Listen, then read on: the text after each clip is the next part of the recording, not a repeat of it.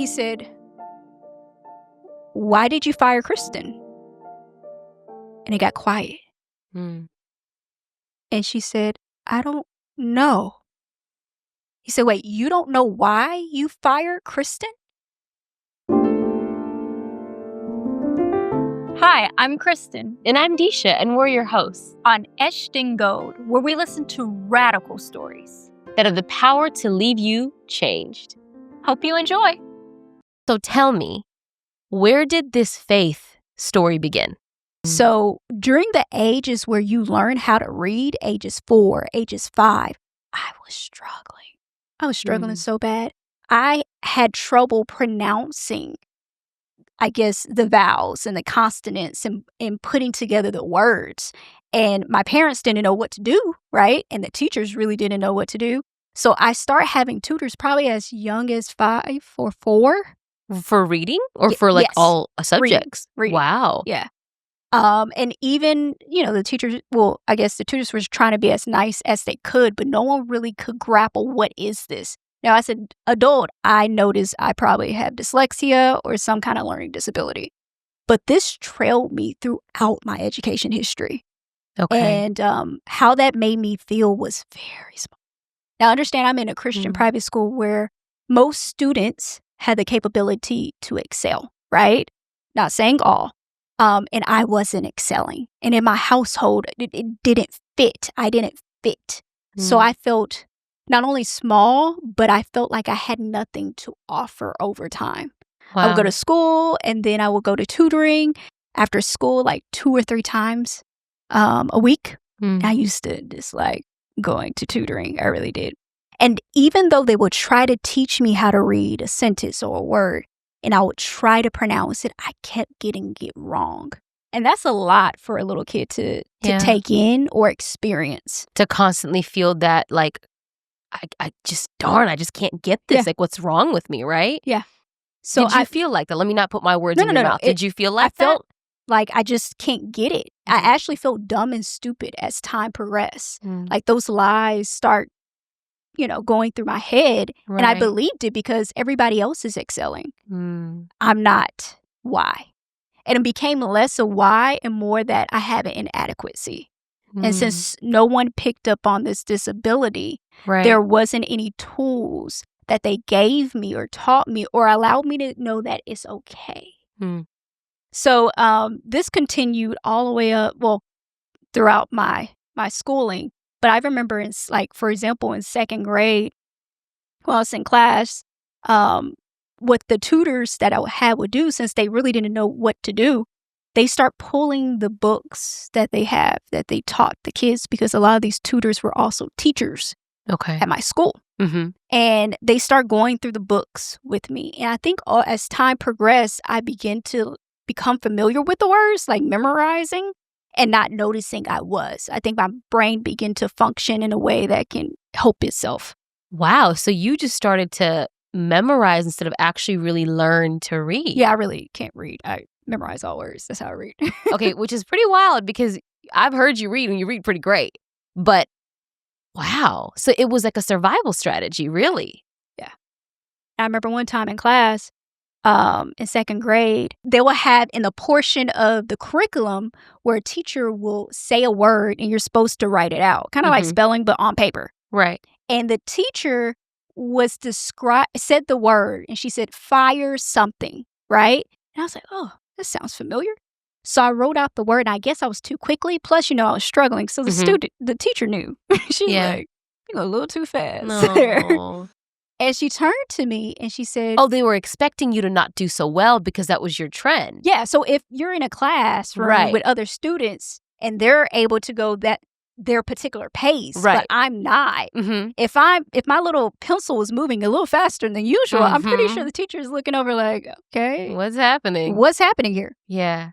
So she turned to me and she said, "Kristen, how did you know that word?" And I was like, I've seen it before in books, because I was taught to tell the truth. So I wasn't going to lie. Man, you look like a deer caught in headlights. I can see your little face now. And after we get done with a test, yeah, the kids will put their head down. So it's nothing but silent. She goes to the back of her desk and she calls me up. She's like, Kristen, come back here. I come back there and she opens this book with all kinds of words I've never seen in my life. And out loud, she tells me to read the word, and it's silent in the room. And I'm messing up on every single word. And as I'm messing up on every single word, and every kid in there can hear me, afterwards, she closes the book. She pulls out her grade book and knocks down my points and gives me a lower grade.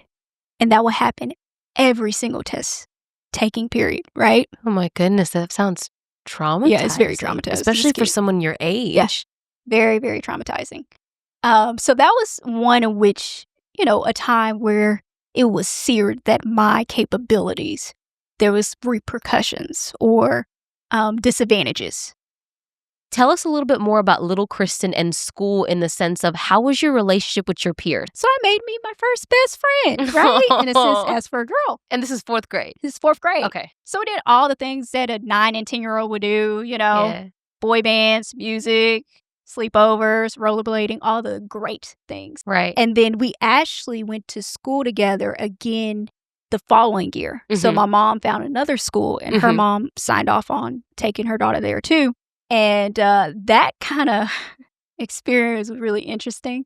I remember going and we only saw each other before, I guess, school began, during lunch, and after school. And this is your only friend? This is my only friend. Like ever, really? Yeah, I probably had other friends in the class at the homeschooling place. But this is your first real best friend Yes. that you connected with? Yes. Okay. Yeah. So I look forward to lunch. Yeah. To sit and be with my best friend in recess. And by the third day during lunch, I sat beside her like usual, and she was the type of girl who is popular. Like people gravitated to her. So she had friends by the first day. In my grade, I had no friends.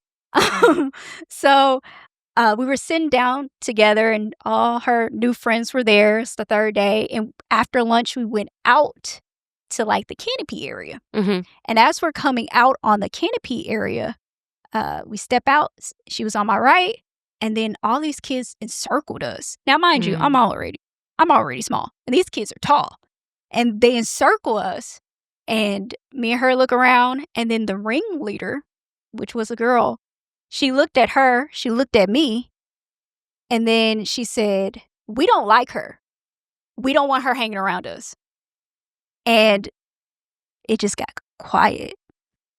For a little kid, everything goes in slow motions. I was like, I couldn't have time to think. Right. I was stunned. Right. And my best friend at the time, she looked at me, and then she looked back at the ringleader, and she said, "I choose her. If you can't be friends with the both of us and take us both, then I won't be friends with you." And I believe that's the first time I felt chosen or seen, because she didn't have to do that in my head at that kid. And after that was over, right, after she said that, the girl who was the ringleader looked back at her and said, "Okay." And that was that. Wow. So we just went to recess. So she just took it. She just took it. Wow. And I think I was pretty young at that time, like 10 years old. I didn't really think about things too much. Yeah.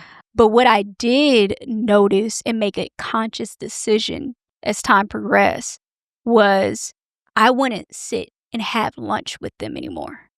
I would eat by myself. How come? Because she just said, okay, when your best friend said, if you don't take her, if it's not her and I, then it's neither one of us, right? So how come I thought that would make you want to go and sit with them more because you're with your best friend. How come you went off to be alone? Well, one, they rejected me. They were just accepting me because she put them in that predicament. So I was already rejected by So you them. could feel that, Yeah, even I could feel as that. a 10-year-old. Yeah. And I didn't want to be a burden. This was the main reason. I didn't want to be a burden to her. And I remember thinking, I don't want to be a burden to her. So I would eat alone at my table by myself, kind of near some kids, because my friend was very kind. My best friend was very kind at the time. And she'll look back, I believe, and check on me. But I didn't want to put the burden of lunch and recess. I chose one to be around them. So what happened from there? You were picking one place to be with her and not the other. What did the rest of your relationship with your peers look like from there? Yeah, the friendships were kind of like I just, in that regards, was open to anyone to be a friend, just so I want to eat alone during lunch. You were isolated a lot of what sounds like a lot of your growing up years in school.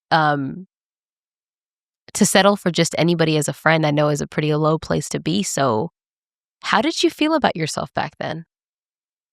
How did you see yourself? Good question. How did I see myself? I feel like I was just going through the motions. I don't think I had a high view of myself. I didn't recognize my value until later on. So you've told us a lot about your experiences from elementary school and middle school. What did your life look like in relating to your peers in high school? So junior year in high school, it was junior year in high school, that I got diagnosed with scoliosis. And if people don't know what scoliosis is, it's the curvature of your spine. So what they did is they put me in a brace. And you'll have your clothes, but then they'll put this chunky thing that's fitted to your body to keep. I was still growing, and I'm short, so I had a little bit more of a growth spurt. And what it would do is that if you grow too quickly, your spine would kind of lean in degree. So they were trying to keep it as close as possible so I wouldn't have surgery. Okay.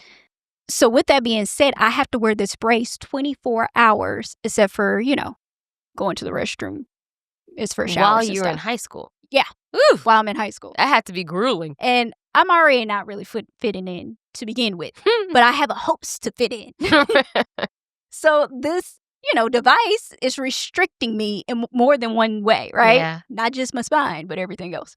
And what I would do is I will go to school with the brace on, and you can still see it poke out of my clothes. So I'll go to school and I'll put it in my locker, or I stop wearing it when I went to school and only wore it at home. So you were not wearing it for 24 hours? I really was not wearing it for 24 hours. Okay, at noted. all. But as time progressed, after a year, as the time was progressing, the doctor was like, hey, Kristen, they were noticing my spine curvature, and they were like, hey, if it doesn't get better, you'll have to have surgery. And what that is a metal rod in your back for the rest of your life. So they would take out your spine and put a metal rod or incorporate it in some manner.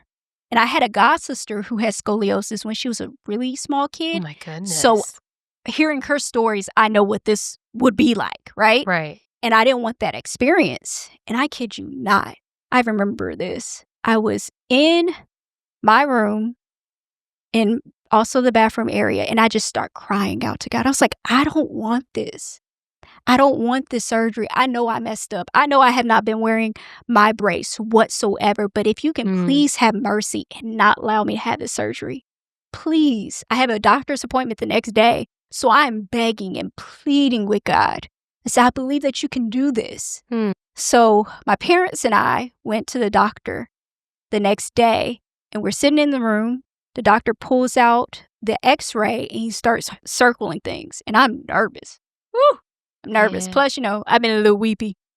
And he turns to us and he says, well, Kristen, with the curvature of your spine, you won't have to wear your brace and you don't have to have surgery. Oh, my goodness. So wait. Not only did you not have to have surgery, you didn't have to wear the brace that you already weren't wearing all the time like you were supposed to anymore? Yeah, the reason being is whatever growth spurt I had ended. So the brace is gone, but I don't have to have surgery. And that was the biggest thing. Wow. And for a 15-year-old, yeah, that God in his mercy allowed that to happen, it was something I needed to experience. So when you went through the situation with scoliosis and you were confronted with surgery, possible surgery, how did you know to call out to Christ? And what made you ask for his mercy? My experience prior to, and then the faith of my mom. So prior to the scoliosis experience that I had for a whole year and some change, I battle with a lot of allergies, even to this day. But one was dairy products. Like I couldn't have dairy products as a kid all the way up. But we went to a research hospital during this time because of we went to a research hospital during this time. And the reason being is for other reasons. But while I was there, they did another allergy test. And I used to hate those.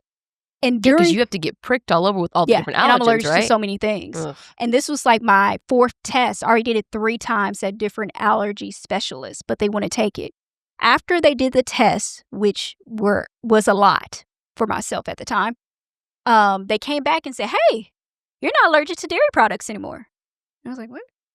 They're like, yeah, you can have ice cream or anything. What do you want? And I asked for chocolate ice cream. I do not like chocolate ice cream, but I do like homemade vanilla ice cream. So they gave me the ice cream, but after I ate it, I broke out on my hand. I just never told anybody. I was like, no, they said I'm not allergic anymore, and I'm going to believe that.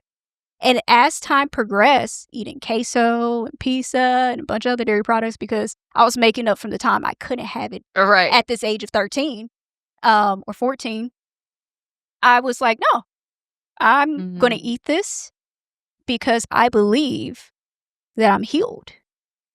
And over time, I stopped breaking out. And I knew then, oh, God healed me from this. Where did you get this belief from to be like, no, I'm going to believe I'm healed? So that trails back into my mom's story. Okay. So she used to be allergic to various different things, elements, like in the environment, allergies. And there was one day she was in a car with her mom, and she was talking to her mom, and she's like, I'm so tired of taking these allergy shots and getting like poked like a pincushion. And they're on their way to church. And when they went to service that night for church, there was a preacher there. And the woman said at the end of her sermon, she said, someone out here mentioned earlier today, they're tired of being stuck like a pincushion. If you want your healing, come to the front. And my mom ran. And through God working through the lady in the whole environment, God healed her, my mom, right? Mm-hmm. So that experience that my mom had, I think came to mind, or I just knew about, that I'm going to choose to focus on the words they're telling versus the feelings or the reaction I'm having. Is that what your mom modeled? Like did she have a similar... I think when she got healed.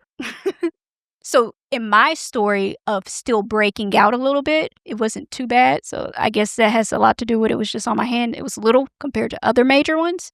I just chose to believe the word that they said I was open to have dairy products. And eventually it went away.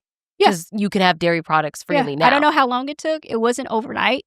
It was some time. So you continued to walk out your belief in that while you were having breakouts for a period of time. Mm-hmm. You're answering my questions, but I still have more questions because I still don't. My experience is different as a believer, right? So I guess I'm wondering, even your mother didn't have that experience. She went up to the altar and she was healed instantly, right? Which God can do that. We know he can do that. But for you, it wasn't. So where did you get, I'm going to believe in it's going to happen?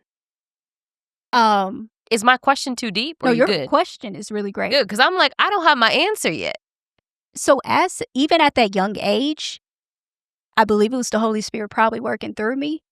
I believed that just utilizing my faith, believing that it will come and manifest into the future or to my now, is faith being activated. That is kind of like when you're in the car, you have to press on the gas, right? And if you press on the gas, but you're in park, you're not going to go anywhere. But if you press on the gas and drive, eventually you'll roll.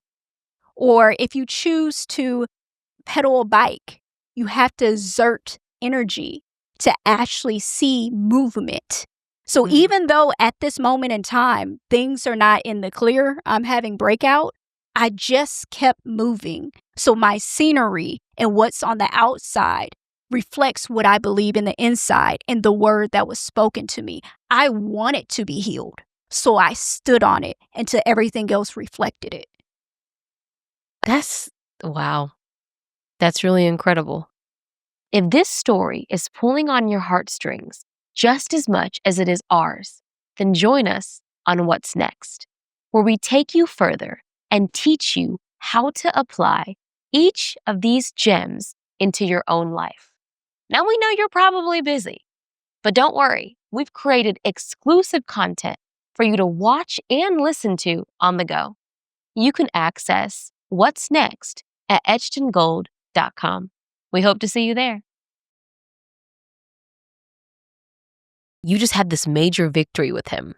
What happened next? My faith began to increase during this time Wow. of junior year going into my senior year. Were you calling on Christ more during this time? Oh, yes. And Yeah. I was seeing him answer me, even when I wasn't doing everything right. Take me through some more experiences. During this time in Yeah. which God was just moving. Yeah, just, I guess, experiences. I know you have quite a few. I'll let you pick whichever ones you want to bring to the table today. Where you just continue to see your faith increase, where God was answering your prayers. At the end of senior year in college, I ran across different programs, pre-MBA programs, and one was for Harvard and one was for Yale. I ran across a pre-MBA program at Yale, and I was going to apply. I was pretty hesitant, very hesitant. I actually was going to give up, and my dad was like, "No, I believe you can get in." So I applied, and I got in, which is nothing but Jesus. Nothing. And this but is Jesus. to the Yale MBA program?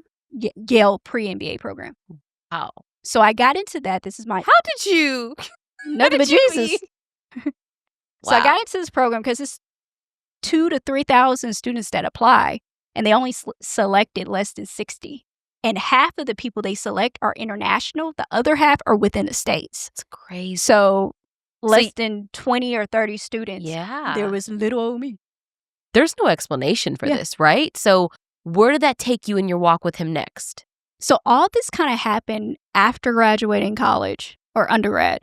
I then went to a Yale pre-MBA program. Being in an atmosphere that is notable and deemed as having rigorous curriculum and very intelligent people academically, the fact that I got in, that slipped through the cracks. It was nothing but Jesus. So being accepted not only by the institution to go. Like it's an Ivy League. Yes. Yeah. And then also the students there, they treated me as an equal. I didn't have an experience like that before. I didn't always have kids who were intelligent and smart treat me as an equal. Sometimes it was belittling or making me feel small or saying side comments. They saw me just like they saw themselves. They were very kind individuals. So where did that take you next? Because Yale sounds like a phenomenal victory. Like, if those people only knew what you had struggled If they with. only knew. Yeah. Exactly. I began then working for a bank. So how was your experience at this bank? Did it get better? Did it renew your hope? So my banking experience in business banking, working for this company, wasn't the best. So many terms. So it didn't renew your hope. I should have picked up on the cues, but I was very young, fresh out of college almost, where I was sitting in the seat of the prior young associate I met 2 weeks ago during my interview. So they replaced him very with you quickly, just like that. And introduced me to him and say, "Oh, she's going to be part of our new team." And took a picture, all of us. Oh my goodness. With him in it. This sounds like savagery to begin with. So between that and my two bankers, I was working for high producers, meaning they close a lot of loan deals. And one was a man in his 30s. The other woman was a woman who was older. And their personalities shine through. They're just being very disrespectful. And the man wanted another person to be in my spot. It was a past associate he had. He didn't want me supporting him. So this was prior to knowing you. He just had his eye out on somebody else. He wanted the other person. Okay. And it came across in his communication to me. He would basically berate me. He would tear me down, my self-confidence, anything I did. Him and the lady would talk about me above their cubes in this open area. And everybody heard of what they thought or what I did or whatever may be the case. Were you performing badly? I mean, regardless if you were or not, there should be no area where people can talk to you like that. But what were they talking about? Did you do something wrong? It could have been I'm not saying I was the best employee, but it could have been any little thing. say I got it in at 8:01 and not 8. Like, it could be any little minute thing, and they were keeping track. Wow. And then the manager, as well as his assistant, began helping them form a case against me. And the manager and assistant and that was the manager over the whole department. So what they would do is say like, hey, Kristen, in front of everybody, let's go upstairs. Everybody knows that's HR publicly. We'll go upstairs to HR. And I'm hoping that the HR can help because I need help in my role. Yeah, because the stuff that they're doing does not sound like it should be okay. And the workload is a lot. I need help and more training. So we're sitting down and the HR is listening to all what they have to say. And then I was like, hey, I just need assistance on this, X, Y, and Z.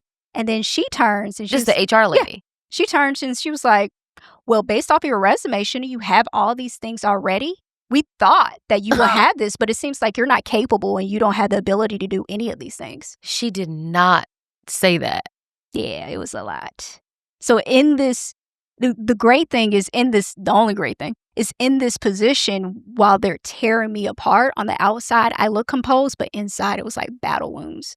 To this day, it's trauma and a lot of PTSD. So this is some of the things that were going on as they're trying to get me fired. And I will find myself during lunch in my car crying and then coming back into the work environment and going to my cube and saying, yea, though I walk through the valley of the shadow of death. I was just holding onto that scripture. I should fear no evil. Girl, how did you just not quit? So with that being said, the people around me, they were like, you don't just quit without a job. So I start looking for jobs. So yeah, I should have just quit. Now I would have just quit. Right. But the young version of me was like, oh, I have to find a job. So I start looking hard and intensively. And the regular route of looking for jobs wasn't the way I was going anymore. That wasn't panning out too well. So what I started doing was cold calling. I'll reach out to CEOs, vice presidents, and presidents of different top real estate companies or even mid-tier, any type of real estate company in the area I was looking for. Wow. and tell them via email, this is the reason why I'm your next associate. Oh, you were bold. Yes. And ready to go. Ready. So, anywho, they were building up whatever case they wanted to have. Right. So, long story short, the manager of the department brings me in, and so he terminated me. And he brought me in the room and smiled on his face and terminated me. And it was known about at this bank that they don't give unemployment. Other people would tell me. So when I got terminated, I did a file for unemployment, but I got denied because they didn't want to give it. So this brings me... This is crazy. So this brings me at a very low point. All that to say, I find myself very depressed and a little suicidal. And I'm still looking for jobs. And I remember one day I fell asleep on my couch with clothes on because, well, my state I'm in. And I woke up and a thought occurred to me, peeking out of my, despair. What do you want to do? I said, I want to work for Sue. Now, Sue is the lady who I initially wanted to work for that the executive recruiter linked me up with. And she wanted me to work for her too. And I always knew I'll work for her eventually. I just knew I would. So I was like, I still want to work for Sue. And we're using Sue right now because that's not her real name, but I figured for the podcast. Yeah. Little old Sue. Yeah, little old Sue. So I got up. I, put on new clothes. And I was like, you know what? I'm going to go up there and talk to her so I can work for her. So I get in my car and I drive there. I get to the tower building and I go up the first. They had 2 elevators. One gets you up so far and then they had a private elevator. I didn't think this through. You had no appointment. I had no appointment. I was just boldness. Just going to walk in and talk to Sue. Mm-hmm. The courage of Joshua. So I go up the first elevator that takes you up to maybe the 20-something floor. And while in the elevator, there's another person beside me. We get out and we have to get to the private elevator. Well, that's the whole floor for this company because right now it's still the second largest real estate commercial real estate company in the world. So you can't just bust through doors, right? So they had their own private floor. So as we walked out, we were going to the elevator and he swiped his code. He was an employee. He got in and I walked in like I was part of the thing too. Nothing was going to stop you. And I get in the elevator. We go up to the top floor and ding. He gets out and I go towards the receptionist area. I get to the front of the receptionist area. She's like, how may I help you? I said, I'm here to see Sue. My name is Kristen. I think I said, my name is Kristen. I'm here to see Sue. And she's like, well, do you have an appointment? And as she's saying that, Sue's business partner comes down the hallway. It's like, Kristen, what are you doing here? I was like, I'm here to see Sue. He was like, well, Sue's in a business meeting right now, but we can go through here and sit down and talk. So we go through the glass doors. This is a nice business conference area. We sit down. He's like, so Kristen, what brings you here? I was like, I'm here to see Sue because I'm going to work for her. And he's like, yes, Kristen, we both want you to work for us, I know right? he was looking at you like, He's like, she wants you to work for her too, but we don't have a position at this time. And then he was like, so, he kept talking. I was like, well, I'm going to be an investment banker. And yeah. He's like, yeah, yes, you will. I believe in you. And then we chatted about other things. Yeah. Well, after this impromptu meeting occurred that he didn't have in his schedule either, I leave and I go down the elevators and I get in my car and I drive away. And I was pulling up into the driveway. Yeah. And of home. Well, not at home. I was going to visit my family at this time. Yeah. And as I pulled up in the driveway, the thought occurred to me, I didn't do enough. What do you mean you didn't do enough? It's like I didn't do enough. I pulled out my phone and opened an email, put Sue's email address at the top, and I put in, I want to work for you, and I'll work for you for free. And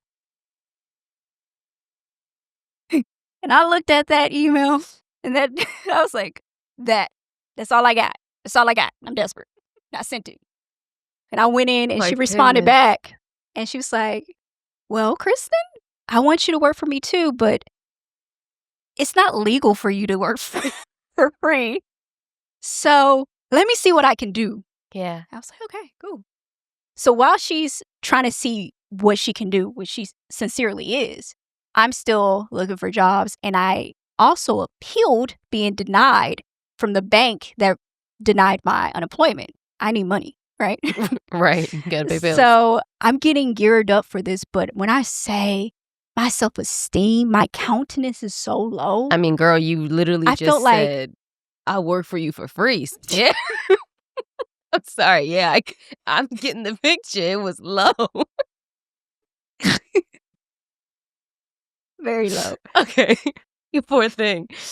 Okay. So I have to prepare for this appeal, which is with a judge and the bank. For unemployment, right? Yeah, for unemployment. And I don't want to do it. I feel like when I get on there, they're just going to attack me because that's what I've been experiencing so much. Yeah. I'm so fearful. And I get on the call and the judge is on and I'm on. And then the manager who let me go or terminate me, he's not on, but his assistant's on. Right? Mm-hmm. And the HR is on too, the HR person. And she was like, oh man, I forgot about the meeting, the HR person. So she is trying to pull over to the side of the road. While we're on this call, shameful. The judge then begins to say, Kristen, who terminated you? And I mentioned the name of the manager who did. Right. And he said, okay. And then he asked the assistant who terminated Kristen. Right. And the assistant said, I did. He's like, okay, so you fired Kristen? Right. And she said, yes. And he said, why did you fire Kristen? And it got quiet. And she said, I don't know. He said, wait, you don't know why you fired Kristen? She said, no. Oh my goodness. And he was like, meeting adjourned. Kristen, you'll get your unemployment. When I say Jesus came through and confused or stopped or whatever, he moved in that. That wasn't the response this particular assistant will give. Trust me, that is not how she conducts herself. Right. That's unreal. So I got unemployment, something this bank doesn't do. That you've been hearing for a while through multiple avenues. Like, what are you going to do? God came in and he redeemed me and he saved me and he provided for me. And he was like, I'll just choose to work through unemployment. Here you go. Amen. So he confused their tactics. Amen. So long story short, I got unemployment. I'm finally getting checks. Praise God, you can pay some bills. We can. You don't have to work for free. I'm sorry, I can't get over that. Literally said, I didn't do enough. Okay. So I get a call back from Sue, and she's like, hey, we can work out something, the company, where you can be an intern.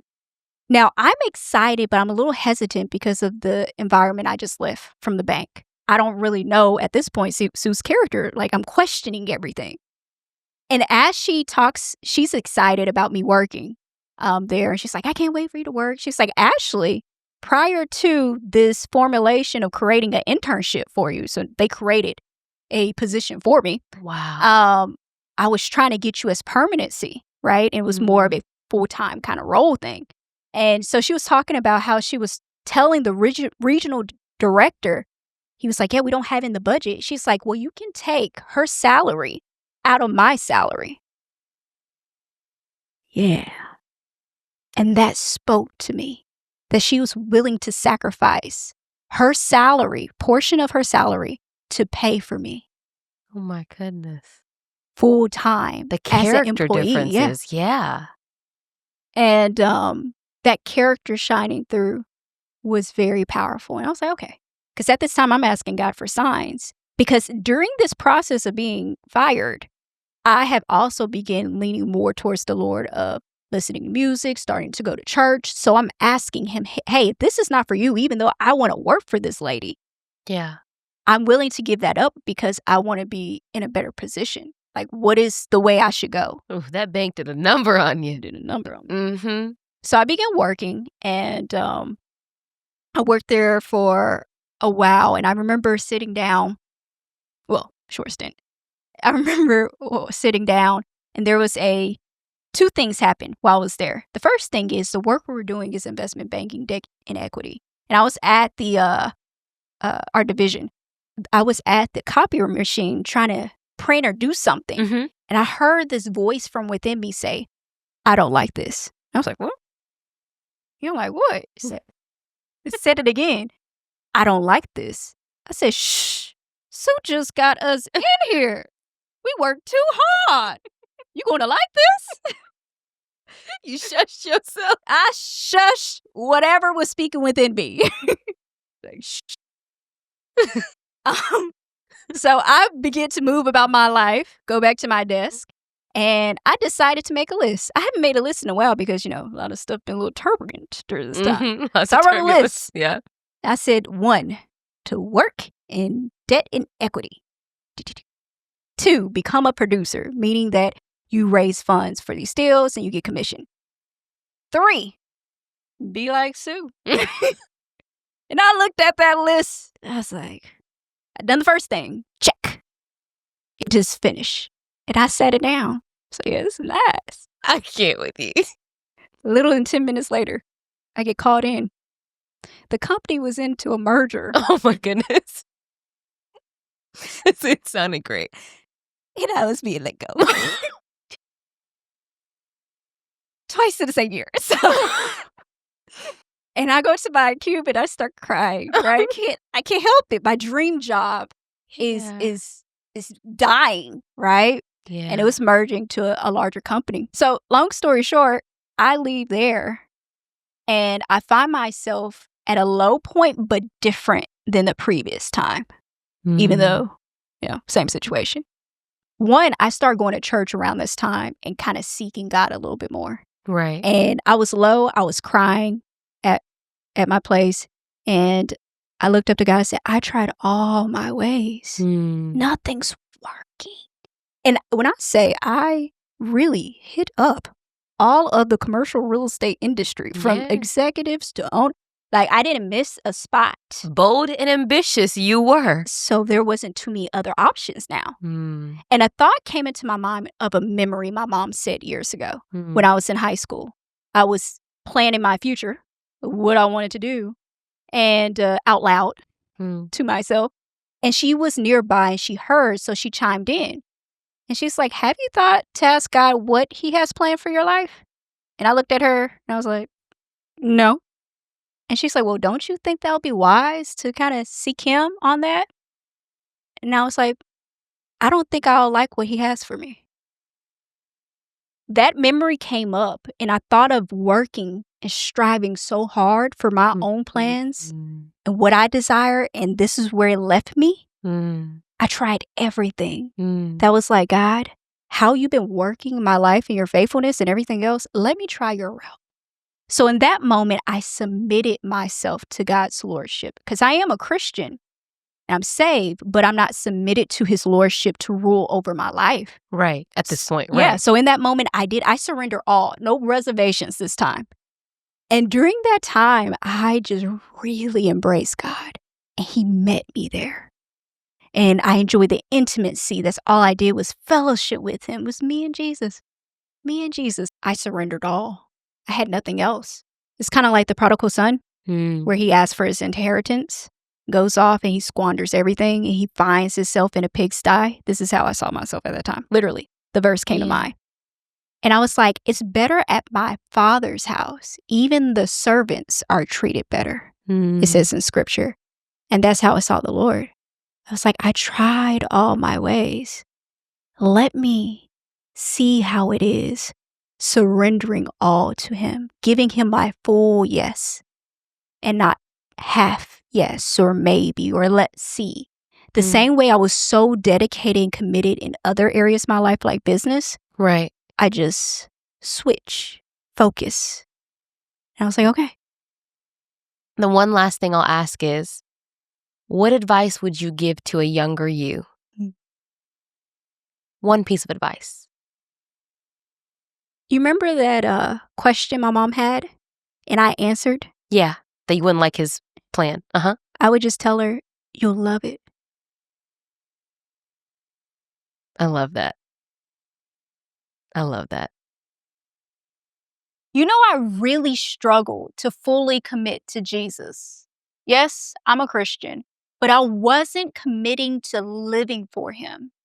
And to be honest with you, it stemmed from the question of what would my life look like if I gave him my full yes? But Jesus kept pursuing my heart until I did. So if you too are a Christian, but you haven't committed your life to Jesus, or you want to recommit your life to living for him because you feel this tug on your heart, then please repeat after me. Jesus, I choose you. I surrender my will and my desires to follow you wherever you lead me. Holy Spirit, help me. I want to grow in relationship with Jesus. Amen. And if you're wondering where to now, check out etchedingold.com. We would love to walk alongside of you as you grow in your relationship.